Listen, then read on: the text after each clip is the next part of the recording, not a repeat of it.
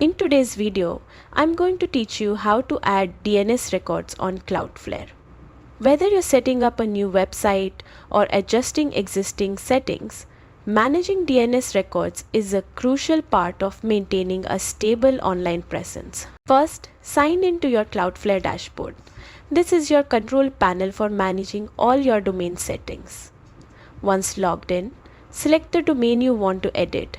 If you manage multiple domains, make sure you pick the correct one to avoid accidental changes. Next, navigate to the DNS section and then to Records. Here, you'll see a list of existing DNS records that control various aspects of your domain's connectivity and functionality. To add a new record, click the Add Record button. This is where you'll input the specific settings for your domain or subdomain. Start by choosing the type of record. Common types include A, AAA, CNAME, MX, TXT, and more. Each serves a unique purpose, such as connecting to services or verifying domain ownership. Then enter the name, which is the host portion of your domain.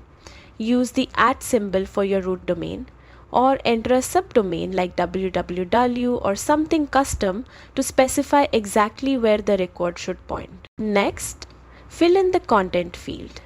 This is the destination for your record, which could be an IP address, host name, or TXT value. Make sure it is entered accurately for your DNS to function correctly. Then set the TTL or time to live. This determines how long DNS resolvers cache the record.